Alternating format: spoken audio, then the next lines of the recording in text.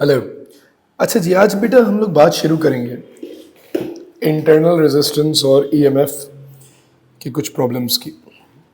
बेटा हमारे पास external resistance, internal resistance, voltage, potential drop, electromotive force, ये 5 चीज़ें हम लोग डिस्कस कर रहे होंगे। वन बाय वन इसके बारे में समझते हैं।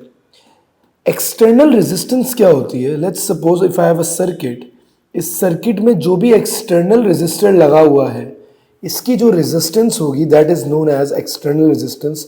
It can be the resistance of a component appliance that is connected in the circuit.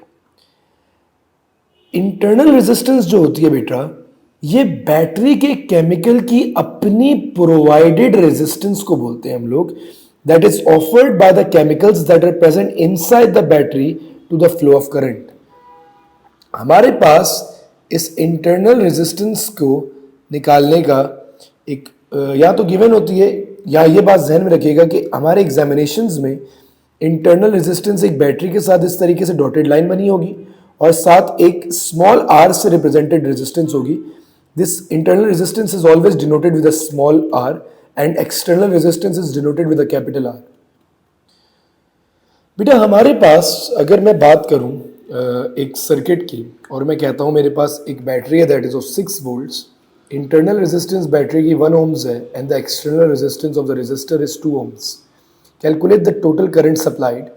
What I would do is that I'll use the formula V is equals to IR. Voltage is 6, total current निकालना है and the resistance will be 2 plus 1 because external resistance is 2 and the internal resistance is 1. Divide the values and you will get the current that is 2 amperes. अच्छा जी बेटा, अगर मैं बात करूं हमारे पास 6 volts total voltage था, so definitely 2 ohms resistor will get 4 volts. This 4 volts voltage that is being utilized by external resistors, जो external resistor voltage utilize कर रहा है, उस voltage को हम लोग terminal potential difference बोलते हैं, that is denoted with a capital V. And the voltage जो 2 volts consume कर रहा है small resistor या जिसे internal resistor बोलेंगे, that is known as lost volts, and in other words lost volt is known as potential drop. The formula is relatively same. Lost volts के लिए we use small v is equals to I and small r. This is going to be the voltage, the loss voltage formula. और terminal potential difference के लिए v is equals to I, r will be using this formula. And for small we'll be using small v is equals to IR. That is for lost volts. I hope this is clear. Beta, what is voltage then? Voltage or terminal potential difference is the amount of electrical energy converted into other forms when a unit charge flows through the external circuit. तो अगर कभी terminal potential difference की definition पूछ जाए तो basically वो amount होती है इलेक्ट्रिकल एनर्जी की जो कन्वर्ट हो रही है अदर फॉर्म्स में जब वो हमारे पास एक यूनिट चार्ज फ्लो करता है पूरे एक्सटर्नल सर्किट में. After that, lost volts are the voltage that is lost या energy that is dissipated or lost in form of heat जब एक यूनिट चार्ज फ्लो कर रहा है. Internal resistance flow when the unit charge is flowing. Internal resistance को हम लोग potential drop भी कहते हैं, ये बात मैं आपको ऑलरेडी बता चुका हूं. बेटा हमारे पास इलेक्ट्रोमोटिव फोर्स बेसिकली क्या होगी? इलेक्ट्रोमोटिव फोर्स सम होती है सारे इंडिविजुअल पोटेंशियल डिफरेंस का जो ओ लेवल्स में पढ़ा था. But in A levels the electromotive force is the sum of voltage that is around external resistor known as terminal potential difference and the voltage around internal resistance that is known as lost volts. अगर terminal potential difference और lost volts का मैं sum करूंगा तो हमारे पास total electromotive force of the circuit आ जाएगी. But this is not the definition. The sum of terminal potential difference and lost volt is EMF. ये मैंने आपको समझने के लिए बताया है. Definition of electromotive force is as follows. It is given as, it is defined as the amount of chemical energy that is being converted into electrical forms when a unit charge flows through the complete circuit. वो amount of electrical energy जो हमारे वो amount of chemical energy जो convert होती है electrical forms में जब एक unit charge पूरे complete circuit में flow करता है, this is known as electromotive force. So basically, terminal potential difference is V is equals to IR. The loss volts is V is equals to IR, where V and IR is small. तो electromotive force क्या हो गया, बड़ा voltage plus छोटा voltage और terminal potential difference plus loss volts. मैं इसको इस फॉर्मूले से दे सकता हूँ, that's I R plus I R, और आई अगर कॉमन लो तो आर प्लस आर.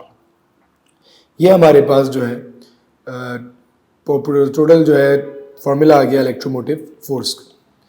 अच्छा बेटा, अगर हमारे पास एक सवाल पूछता है, हमें एक ग्राफ बनाना होता है, that is the graph of voltage against current. तो बेटा मैं इस फॉर्मूले को, जो मेरे पास एक फॉर्मूला है, मैं इसको ऐसे लिख सकता हूँ. हमें एक्सटर्नल वोल्टेज और करंट का ग्राफ अगर बनाने को आ जाए तो मैं क्या कर सकता हूँ, मैं कह सकता हूँ E is equals to V plus V. मैं कह सकता हूँ E is equals to V plus I R, और मैं कह सकता हूँ कि V is equals to E minus IR. Rearranging it will give us V is equals to minus IR plus E, and V is equals to minus RI plus E, where E is the electromotive force. Electromotive force, I is the current, और हमारे पास V is voltage और terminal potential difference. अच्छा जी, तो बेटा अगर मैं इस कॉन्सेप्ट से एक ग्राफ ड्रॉ करूं तो वोल्टेज हमारे पास हम लोग वाई एक्सिस पे रखते हैं, current is on the x axis. अगर मैं इस इक्वेशन को रखता हूं y is equals to m x plus c में, तो हमारे पास जो ग्राफ बनेगा वो कुछ डाउनवर्ड स्लोपिंग बनेगा, जिसका ग्रेडियंट जो होगा हमारे पास, ये हमें बेटा माइनस आर की वैल्यू देगा, माइनस रेजिस्टेंस, वो भी इंटरनल रेजिस्टेंस की वैल्यू देगा. और हमारे पास जो y इंटरसेप्ट होगा, this will give us electromotive force, because ये हमारे पास y इंटरसेप्ट इलेक्ट्रोमोटिव फोर्स दे रहा है. एंड एज इट गोज हमारे पास negative gradient line is downward sloping. ये हमारे पास ग्राफ बनता है जब हम लोग वोल्टेज और करंट का ग्राफ बनाते हैं. This is it. ठीक है जी.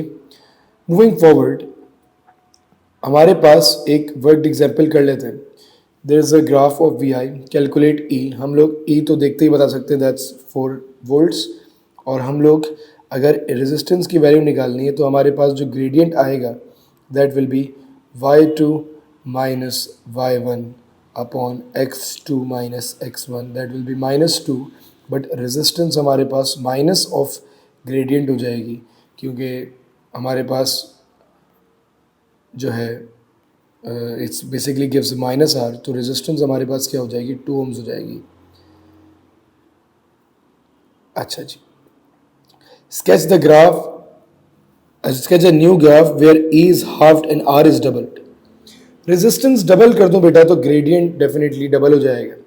अगर मैं इसको हाफ करता हूं और इसके पैरेलल लाइन बनाता हूं, दिस शोज कि भाई ग्रेडियंट में कोई चेंजिंग नहीं आई, तो मुझे इसकी स्टीपनेस को डबल करना पड़ेगा इसके मुकाबले में. And the new graph will be somewhat like this, जहाँ हमारे पास अगर रेजिस्टेंस जो है, सॉरी करंट हमारे पास 2 था, तो रेजिस्टेंस विल बी 0.5.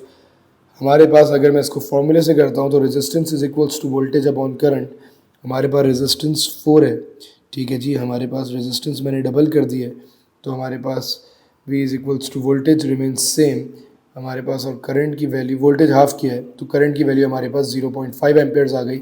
हम इस तरीके से भी ग्राफ को ड्रॉ कर सकते हैं.